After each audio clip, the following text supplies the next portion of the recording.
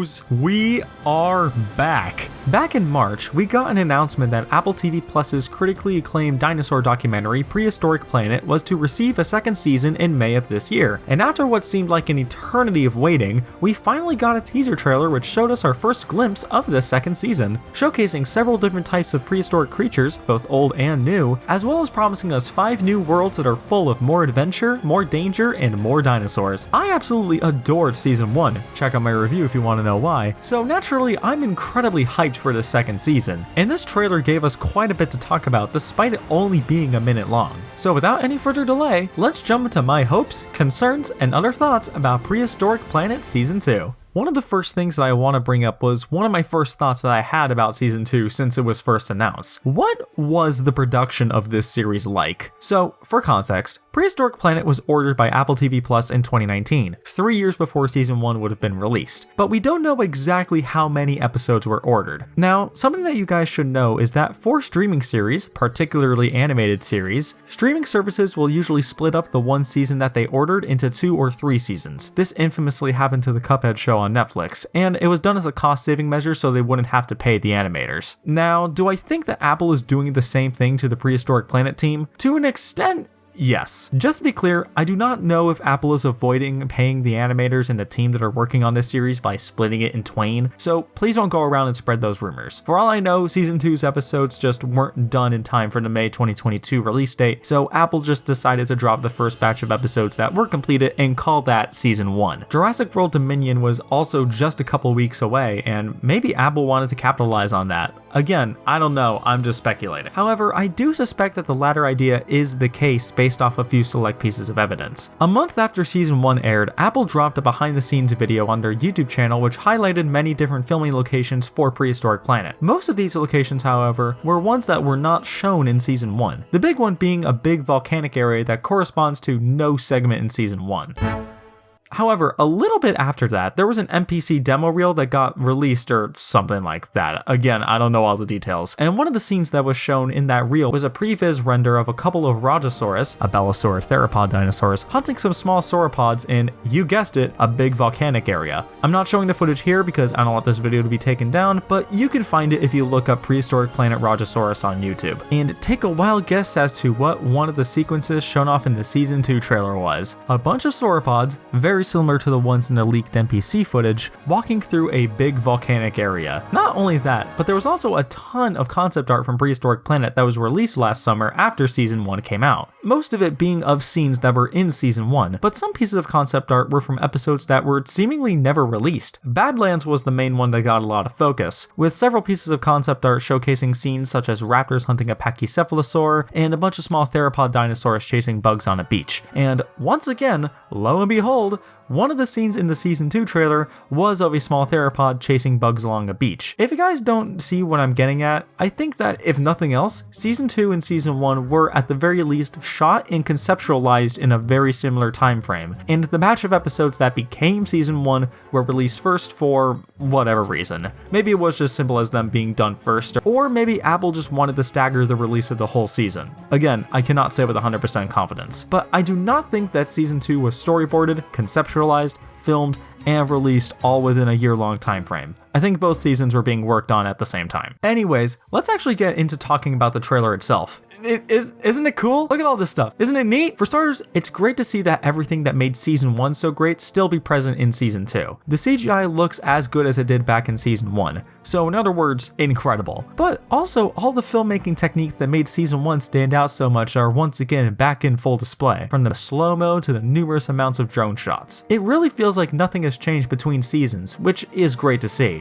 Something that did surprise me about this trailer was how many creatures were those that we had already seen in Season 1. T-Rex, Quetzalcoatlus, Hatzegopteryx, Nanoxaurus, Ornithomimus, Beelzebufo, and Velociraptor all reappear, and they take up a majority of the screen time in this trailer. I mean, the Hatzegopteryx Archaeopteryx scene accounts for nearly half of the trailer's runtime, which may or may not be why I used it for the thumbnail. This makes me wonder how much of the screen time will be split between these creatures that we've already seen and the newbies that will be introduced in this season. I doubt it will be all that much, given that this is just 1 minute out of 5 40-minute episodes, and it was probably done so that people who are familiar with the first season could have some recognizable faces to ground themselves in the second season. But it's something to think about. Season 1 had a lot of reusing creatures, with T-Rex, Velociraptor, Tuarangisaurus, and Barbarodactylus all having more than one segment each. So I hope that they won't take up a lot of screen time this time, and we could have spotlight shown on some new creatures that we haven't seen. We know at least Rajasaurus is a possibility, and we also have some new sauropods, troodonts, and pachycephalosaurs, which were sorely missed in season 1. The first season spent a lot of time on non-dinosaur creatures, so I really do hope that we get that same sort of variety in this season.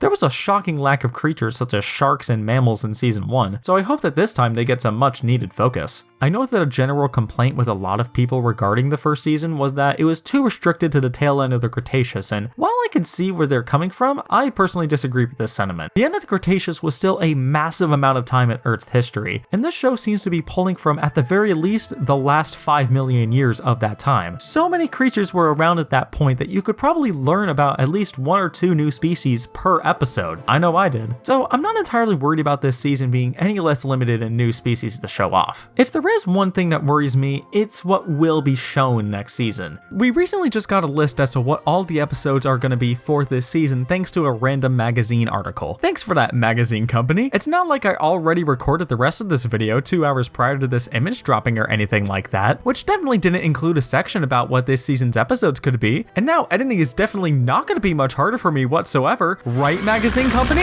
Isn't this gonna be so much easier for me now? Anyways, episode list. First off, we got Islands and Badlands, which I already predicted based off concept art and what was shown in the trailers. Then we got Swamps, which I would have never guessed in a million years, but you know what? I'll take it. It definitely seems interesting. Next up, we got Oceans, which, okay, didn't we kind of get that with Coasts? But whatever. And North America.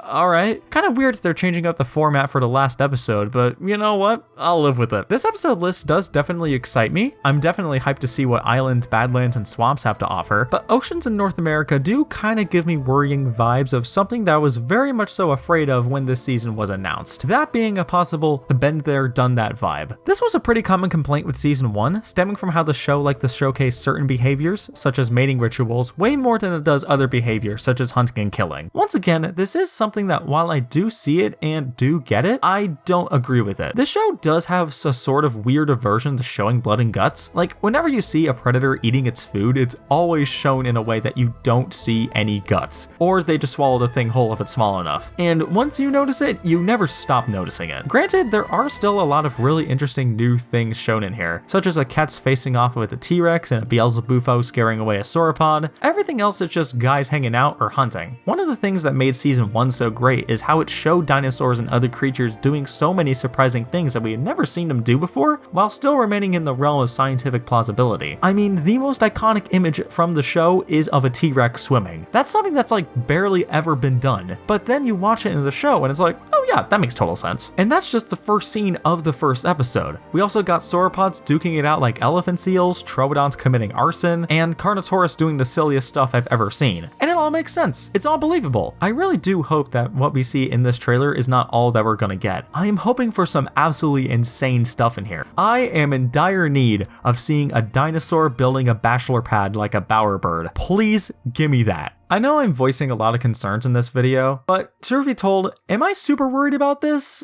Not really. Season 1 of Prehistoric Planet blew me away when I first saw it, and in retrospect, while I was totally consumed by the hype when I made my original review, I still think that this series is fantastic in a lot of different areas. The team working on this series have definitely earned all the goodwill in the world and then some from me, and I legitimately cannot wait to see how season 2 will add to this very special show that I adore. Let's hope that this second season can deliver on all the adventure, danger, and fun that was teased, and that it can live up to the already super high bar that the first season had already set. But of course, these were just my thoughts, and I want to know yours. What are your hopes, concerns, and other thoughts about Prehistoric Planet Season 2? What species do you hope to see either introduced or return? And what new behavior are you hoping is shown off? Be sure to sound all those thoughts and more in the comments section down below, and be sure to follow me on my social medias and join my Discord server if you want updates on upcoming videos, or you just want to hear my goofy rants about all sorts of stuff. And if you like what you saw and you want to see more, then be sure to hit that subscribe button. Either way,